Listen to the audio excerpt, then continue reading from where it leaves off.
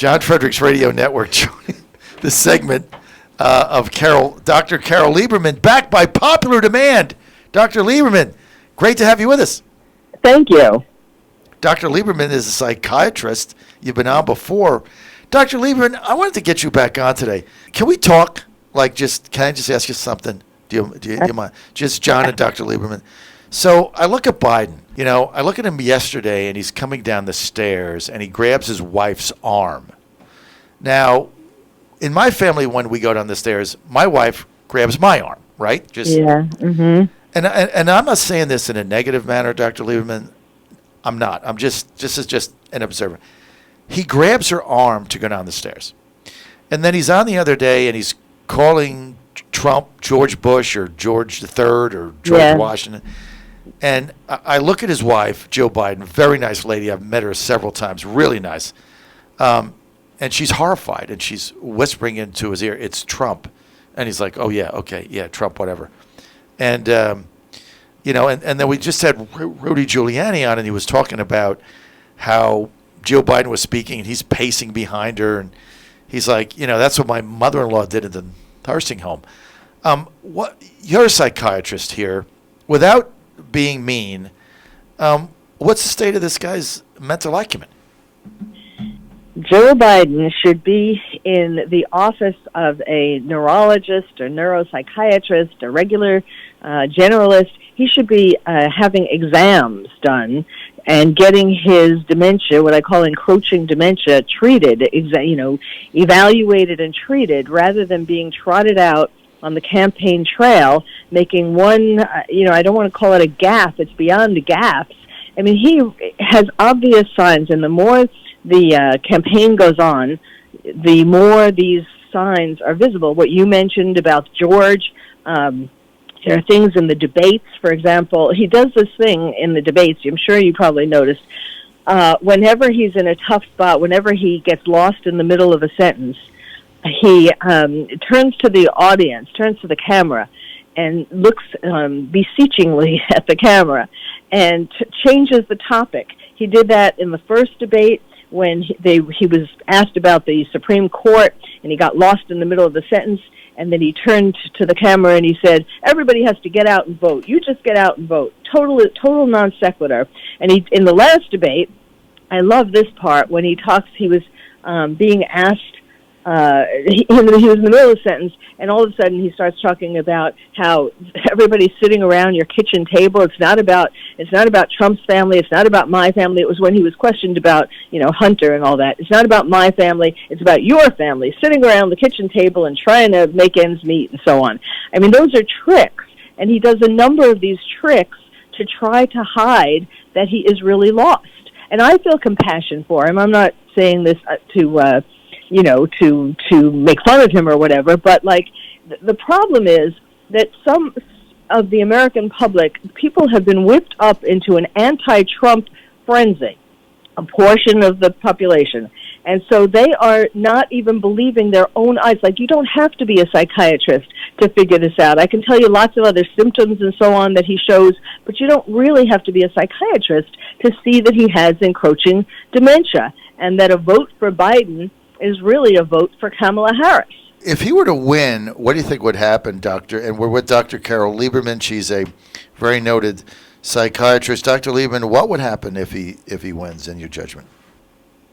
Well, I think they would probably let a polite amount of time or a sufficient amount of time. They would wait to see how far he gets, how quickly he keeps descending into this dementia, and then at some point they would, everybody would be more in agreement to substituting Kamala Harris. In other words, at the beginning, she would be doing it quietly, and then and plus the other people. It's not so much even her. Well, it's the people, the Ilhan Omar and that group that are behind the whole thing, that will be eventually, gradually, and Bernie, eventually taking more and more control over what's going on. John Fredericks Radio Network. We're with Dr. Carol Lieberman. She's a noted psychiatrist, and talking about Joe Biden's mental acumen. Dr. Lieberman, I'm going to get my college students involved, if you don't mind. Sure. And let's start with Matthew Arthur Sr. at Christopher Newport University in Newport News, American Studies and Political Science. So as a younger person, look, we deal with aged parents. You have aged grandparents, right? You deal with this. Mm-hmm. So when you talk to your younger friends and you talk about voting for Joe Biden, and there's the potential of aged slowing down or dementia, whatever you want to call it, what's the younger people's reaction to that when that topic comes up, Matthew? So it's very, very concerning because the office of the presidency is, in fact, the most stressful job in the world, and having, a sharp mind and being cognitive to make, life or death decisions for millions of people around the world is a demanding task. And if you aren't mentally equipped to, have the nuclear codes, for example, or determine U.S. forces movements in the Middle East or anything like that, it's very, very concerning. So, for young people, I'm not sure, again, what the general consensus is, but for at least like people leaning right on the right, like Chance and I, it's a very, very concerning thing. Politics aside, if someone is, showing signs of dementia, Alzheimer's, or any other neurological issue, it's a red flag saying, hey, we should maybe consider running somebody else, or at least having them go and get a psych eval or some type of evaluation done. Like Dr. Lieberman says, go to a neurologist. Dr. Right. Lieberman, I'm going to bring Chance Zimmerman in. He's a junior at Christopher Newport University. And so get this, right? He's got a double major, American Studies and Psychology. So, Dr. Lieberman, what do you think of that combo? I think it's a good idea, especially right now. That's an interesting thought about. It's one thing to forget, forget Mitt Romney's name or forget who's president. By the way, that's the first thing that you do, or one of the first questions in a psych exam when you're trying to tell competency. You ask, who's the president of the United States? And Biden would have flunked that right away with his name, George. But it's an interesting thought that, it's one thing to do that. It's another thing to forget the combination or the number for the bomb, for the nuclear code, weapon. Yeah. I've been trying to tell people about this because to wake people up, again, as I said, you don't really have to be a psychiatrist, but I do this kind of thing not only as a psychiatrist, but also as a forensic psychiatrist, determining competency in cases like, when children are fighting over their grandparents' will or something like that.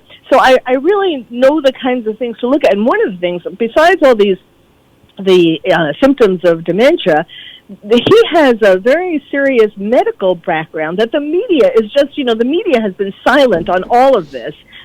He had a surgery for a intracranial hemorrhage. He had an aneurysm, a cerebral aneurysm. So he's had brain surgery. And when they were doing the workup for this surgery, they found that he had a second aneurysm. And then currently he's being treated for atrial fibrillation, which is a cardiac arrhythmia. I mean, there's a whole list of medical problems that he has as well, lots of surgeries.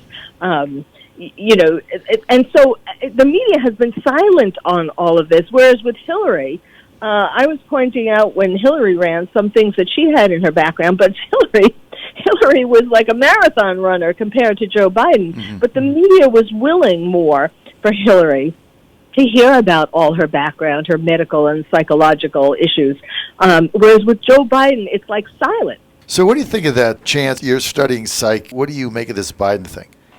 Yeah, I mean, I think that's a very fair assessment. I mean, you just look at Biden and you just tell that he's just not there. I mean, it's almost kind of sad. He's going out there with a crowd of, if you can call it that. Socially distancing circles. They're not even all full.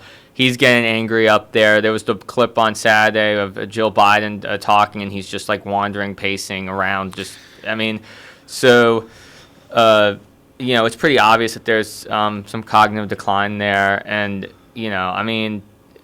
to put him through this and stuff is just, it almost seems kind of cruel. And and if he were to actually get elected, that'd be. I don't see him serving for very long because, I mean, first off, no one in the Democratic Party even really likes him that much. Right. And then, second off, I mean, you just take one look at him and it's like, yeah, like this guy can't serve as It president. feels like Weekend at Bernie's. Yeah, no, exactly. I mean, It's exactly what it without feels being like. mean, it really did. Yeah. Remember, they propped Bernie up in the car and drove him around for 5 days to get through whatever situation they had. But Dr. Lieberman, I want to get back to this Saturday tape. Mayor Giuliani brought this up, and I remember seeing it, and it didn't look right to me, but I didn't put it together. But then, like Joe was aimlessly meandering. His wife was talking. He was like just walking around. And like, who does that? I mean, it was like, excuse me? Like just, you just stand there with your hands, clasped in front of you, and you wait till your wife's done speaking, and then you get to the podium. And he's just meandering aimlessly about like Rudy Giuliani said his 92-year-old mother-in-law would do when they visit her in the old person's home. Yes, that is one of the signs. Some of the other signs, part of his disorientation, part of his restlessness. He was some things that he talked about, like in the debates, or he would talk about suddenly. Another sign is irritability, and he would call the reporter a junkie. Remember that? Yep. And then he called Trump a clown. I mean, what that shows is that the part of his brain that would normally censor him and tell him, this is inappropriate, Joe, you don't say these things, that's missing. So he just kind of blurted out these kinds of things. So these are all the signs. And, if you remember, I'm sure you remember, that he didn't really want to run for president in the first place. Clearly he was aware of some of this, and he didn't want to run, and they trotted him out. It is cruel, absolutely. Yeah, it's like they just trotted him out for power. They figured he was the best person that could feign his way through this. All the other candidates had major issues, and Bloomberg was not going to win, and they didn't want Sanders, so they just roll him out. Of course, if you're a Bernie Sanders supporter, you really got to feel you got screwed twice here, because they had this laptop. Imagine if the FBI released this laptop in November? They had it of 2019. Dr. Lieberman, they released this laptop. I mean, there's no way Biden is the nominee. He doesn't win South Carolina, and so Bernie's the nominee. I always thought Bernie would be tougher than Biden. I don't want to run against Bernie. I was probably the only person on Team Trump that didn't want to run against Bernie. And I think it's going to play out. Could you imagine right now, it says, I think we're going to win. Everything is showing we're surging. This wouldn't have happened if he had Bernie, because he would have kept his base together. There would have been excitement. Bernie would do a rally. He'd get 20,000 people. Yeah. Biden does a rally. He gets 5. He did a rally in Arizona. He got 0. Yes, it is very pathetic. But, that's another thing. I mean, it isn't this is really the most important election of our time, because it isn't just about the two candidates. It's about that Biden represents the people behind him who are going to take over and turn our country into a socialist country and a communist country. And so it's really serious. And I don't know how far that is getting through to people. They see him as a grandfatherly type. He's kind of sympathetic, and all that. And so you feel sorry for him, and it's like your grandfather, and so you vote for him. But people aren't realizing what is going to happen to this country if he gets in. Dr. Lieberman, I want to thank you for your time today. Make a prediction. Who do you think is going to win? It better be Trump. Dr. Lieberman says Trump. I'll for that. Dr. Lieberman, Job Creators Network, thank you for being with us. Thank you.